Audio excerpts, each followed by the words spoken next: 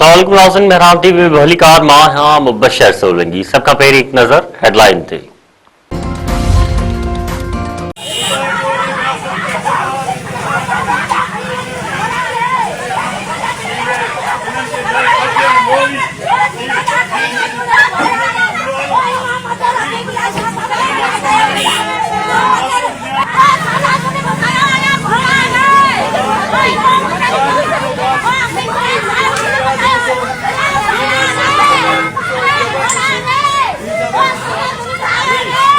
उमरकोट में पुलिस घरन ते कड़की पई, औरतुनि ऐं ॿारनि समेत 12 ॼणा गिरफ़्तार।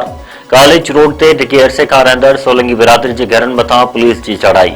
एहलकार घरनि में काहे पिया, औरतुनि खे घेले पुलिस मोबाइल में विधो पियो। मुतासिरनि जो एहतजाज। पीरसन औरत रोड ते लेटी पई, ज़ुल्म ख़िलाफ़ दाहूं। मुतासिरनि जो चवणु आहे त हिक सदी खां आबाद आहियूं, पुलिस बासरनि जी वंगार पई वहे। कुंडी पुलिस मूजिब सैयद ऐं सोलंकी बिरादरी में प्लाट जो मामलो आहे।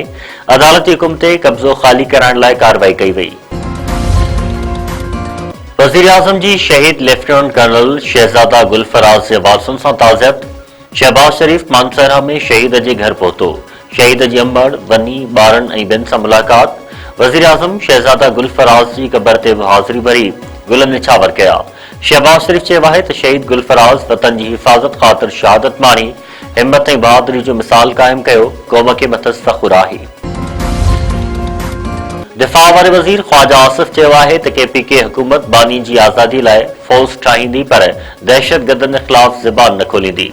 शहीदनि जे जनाज़ नमाज़ में शिरकत खां पोइ पासो कंदी रोज़ाने पुलिस एहलकारनि जी शहादत थी रही आहे। पंहिंजे बयान में ख्वाजा आसिफ वधीक चयो आहे त बानी PTI हिननि जी पहिरीं ऐं आख़िरी तरजीह आहे। हिननि मां केर बि नथो चाहे त बानी आज़ाद थिए। ॿाहिरि वेठल यूट्यूबर्स जो धंधो उरूज ते आहे।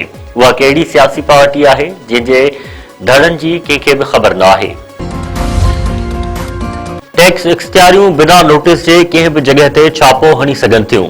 वफ़ाक़ी आईनी अदालत सिंध हाईकोर्ट जो फ़ैसिलो बरक़रार रखी छॾियो। फ़ैसिले ख़िलाफ़ अपील रद्द। वफ़ाक़ी आईनी अदालत पंहिंजे फ़ैसिले में चयो आहे त पार्लियामेंट टैक्स इख्तियारियुनि खे कानून लागू करण लाइ वसी इख्तियार ॾिना आहिनि। टैक्स अमलदार कंहिं बि जॻह ते छापो हणी सघनि था।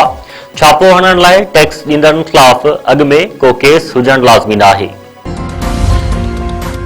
वॾे वज़ीर सखर बैराज जी बहाली जो कम जल्द मुकम्मल करण जी हिदायत करे छॾी। सैयद मुराद अली शाह जी सदारत हेठि इजलास। आबपाशी वारो वज़ीर जाम ख़ान शोरो ऐं ॿिया शरीक। वॾे वज़ीर खे ब्रीफिंग ॾींदे ॿुधायो वियो त 27 मां 25 नवां गेट तयार आहिनि। मंसूबे जो 96% कम मुकम्मल थी चुको आहे। लेफ्ट बैंक कैनालनि जी बहाली मुकम्मल ऐं नारा कैनाल ते कम जारी आहे। इजलास खे ख़िताब कंदे वॾे वज़ीर चयो त सखर बैराज सिंध जे ज़रई निज़ाम जे करंगे जी हड्डी आहे। उन जी जदीदकारी हारियुनि जी ख़ुशहाली लाइ ज़रूरी आहे। पाकिस्तान स्टॉक एक्सचेंज में ॿाड़ाई। कारोबार जी शुरूआत ते 100 इंडेक्स 1 सैकड़ो हेठि किरी पियो। 100 इंडेक्स 1000 पॉइंट जी लात बाद 1,63,500 पॉइंटुनि जी सतह ते पहुची वियो। जिनेवा में ओमान जी टियाकेड़ी में ईरान अमेरिका ॻाल्हियुनि जो टियों दौर शुरू। ईरान ॻाल्हियुनि खां अॻु अमेरिका खे वॾी आछ करे छॾी। एटमी प्रोग्राम 60 मां घटाए 3 सैकड़ो करण जी आछ। 7 सालनि ताईं एटमी प्रोग्राम मुअत्तल रखण जी तजवीज़। ओमान जो परॾेही वज़ीर अमेरिकी टीम खे ईरान जी आछ बाबति आगाह कंदो। ईरानी मीडिया जो चवणु आहे त ईरान जी आछ सां अमेरिका जी ॻाल्हियुनि में संजीदगीअ जो पतो पवंदो। इसराइली मीडिया मूजिब अमेरिका तरफ़ां एटमी प्रोग्राम 10 सालनि ताईं मुअत्तल करण जो मुतालबो कयो पियो वञे।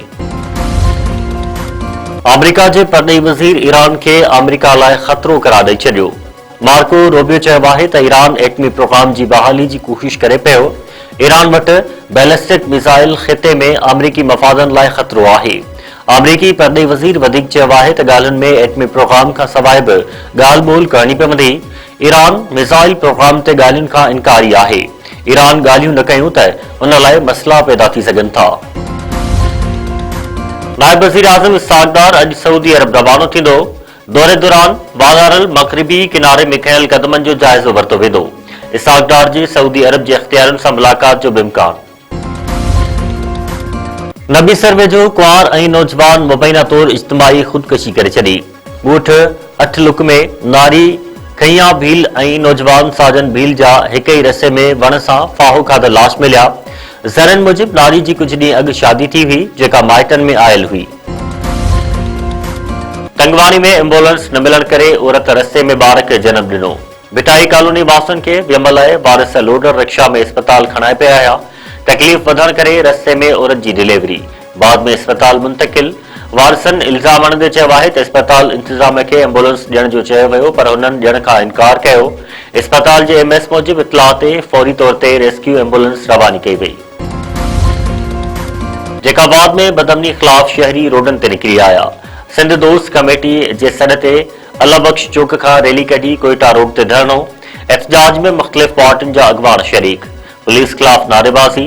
अॻवाननि चयो आहे त शहर में बदमनी चोट चढ़ी वई आहे, केर बि महफ़ूज़ न आहे।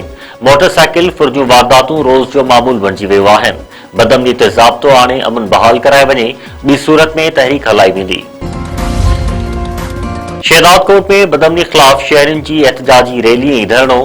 चोरियुनि ऐं फुरनि जे वधंदड़ वारदातुनि ख़िलाफ़ शहरी सरापा एहतजाज। रैली कोटू वोटू चौक ते शामियाना हणी धरणो।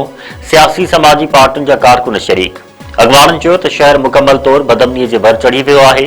फुरूं ऐं चोरियूं वधंदियूं पई वञनि। पुलिस कार्रवाई बदिरां अघूर निंड पियल आहे। नोटिस वठी जल्द अमन बहाल कराए वञे, ॿी सूरत में जदोजहद तेज़ कई वेंदी।